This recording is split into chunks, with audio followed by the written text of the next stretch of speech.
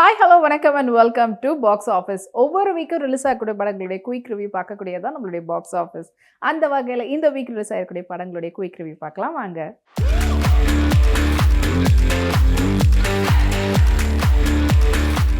இப்போ நம்மளுடைய பாக்ஸ் ஆஃபீஸில் நம்ம பார்க்க போகிற திரைப்படம் ஜென்டில் விமன். ஜென்டில் விமன் படத்தினுடைய டைரக்டர் ஜோஷுவா சேதுராமன், படத்தினுடைய music director Kovind Vasantha and படத்தினுடைய எடிட்டர் இளையராஜா சேகர், படத்தினுடைய சினிமாட்டோகிராஃபர் காத்தவராயன். படத்தில் முக்கியமான கதாபாத்திரத்தில் லிஜோ ஜோஸ், லாஸ்லியா, ஹரிகிருஷ்ணன் மற்றும் பலர் நடிச்சிருக்கிறாங்க. படத்தினுடைய ஒன்லைன் ஸ்டோரி பற்றி சொல்லணும்னா, எப்போவுமே ஏன் ஜென்டில் மேன் மட்டும் சொல்கிறாங்க, ஜென்டில் விமன் சொல்ல மாட்டுறாங்க, இல்லைன்னா லேடிஸ் அப்படின்னு சொல்லும்போது வெறும்னே ஜென்ட்ஸ்னு சொல்லலாமே. ஐ மீன் அதை விட்டுட்டு எதுக்கு gentle men, ladies and men அப்படி சொல்லிட்டு போகிறத விட்டுட்டு அப்படின்ட்டு இந்த டாபிக் எப்பவுமே இருக்கக்கூடிய ஒரு டாபிக். அதுக்கேற்ற மாதிரியான ஒரு கதைக்களத்தை தான் இதில் எடுத்துருக்காங்க. ஸோ ஒரு கல்யாணமாகி எல்லாத்துலேயுமே டாமினண்ட்டாக இருக்கக்கூடிய ஒரு ஹஸ்பண்டோட வாழ்ந்துட்டு இருக்கக்கூடியவங்களுக்கு என்ன மாதிரியான சிச்சுவேஷன்லாம் வருதுன்றது. அண்ட் இந்த படத்தில் மேரிட் விமனாக லிஜோ ஜோஸ் அவங்க இருக்கிறாங்க. அவங்களுக்கு ஆல்மோஸ்ட் ஒரு 3-4 இயர்ஸ் கல்யாணம் ஆகி கூடவே இருக்கிறாங்க. அவர் என்ன சொன்னாலுமே ஓகே அப்படின்ற மாதிரி எல்லாத்துக்கும் அட்ஜஸ்ட் பண்ணிக்கிட்டு இருக்கக்கூடியவங்க. ஈவன் அவர் கிட்டத்தட்ட ஒரு 3 மாதத்துக்கு மேலே அவங்களுடைய மொபைலை ரீசார்ஜ் கூட பண்ணியிருக்க மாட்டார். அந்த அளவுக்கு பண்ணக்கூடியவராக இருந்தாலுமே அது எல்லாத்தையுமே பண்ணிக்கிட்டு இருக்கக்கூடியவங்க.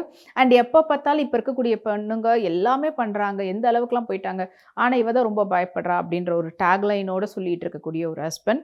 இந்த பக்கம் அவருக்கு ஒரு புதுசாக ஒரு ஃபீமேல் கேர்ள் ஃப்ரெண்டு, அண்ட் அவங்களோட பழகும்போது அவருக்கு ஒரு சின்ன காஃபி கூட போட்டு வைக்க தெரியாத அளவுக்கு, ஸ்டவ் ஆன் பண்ண தெரியாத அளவுக்கு இருக்கக்கூடியவருக்கு என்ன மாதிரிலாம் அவர் ஃபேஸ் பண்ணுறாரு.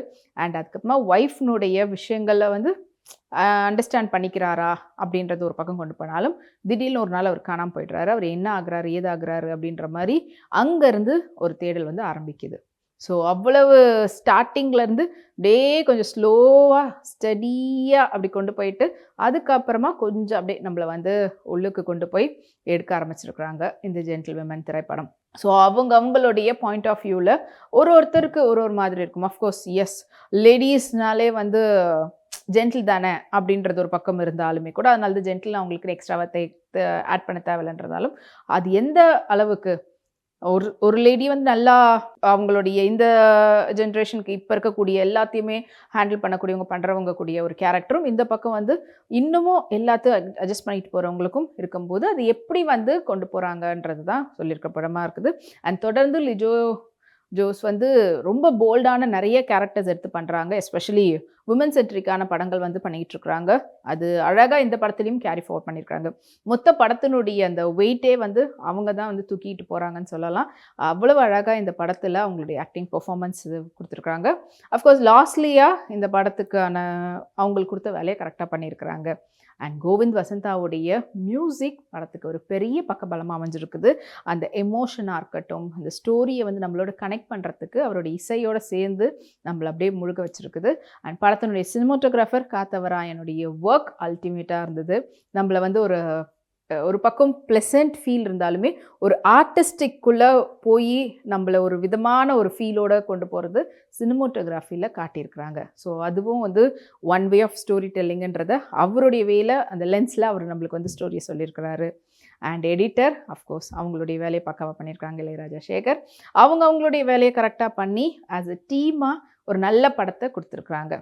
இது ஒரு மாஸ் ஹீரோ படம், ஒரு ஓகே மாஸ் ஹீரோக்கு மாதிரி ஷீரோ சப்ஜெக்ட் எடுத்து அதில் அவங்க ஃபைட் அப்படிலாம் எடுத்து பண்ணுறதை விட எந்த மாதிரியான ஒரு கண்டென்ட் எடுத்து அதில் எல்லாருக்குமே புரிகிற விதத்தில் கொடுக்க முடியுமோ அது அழகாக பண்ணியிருக்கக்கூடிய படமாக தான் இந்த ஜென்டில் விமன் அமைஞ்சிருக்குது. ஸோ உங்களுக்கு த்ரில்லிங்காகவும் கொண்டு போய் அதே சமயத்தில் இப்போ இருக்கக்கூடிய சொசைட்டிக்கு சொல்ல வேண்டிய மெசேஜையும் சொல்லி ஒரு அழகான ஒரு ஃபேமிலி ட்ராமாவாகவும் சேர்த்து கொடுத்துருக்கக்கூடிய படமாக தான் இந்த ஜென்டில் விமன் அமைஞ்சிருக்குது. ஸோ இந்த படத்தை நீங்கள் தியேட்டரில் போய் பாருங்கள்.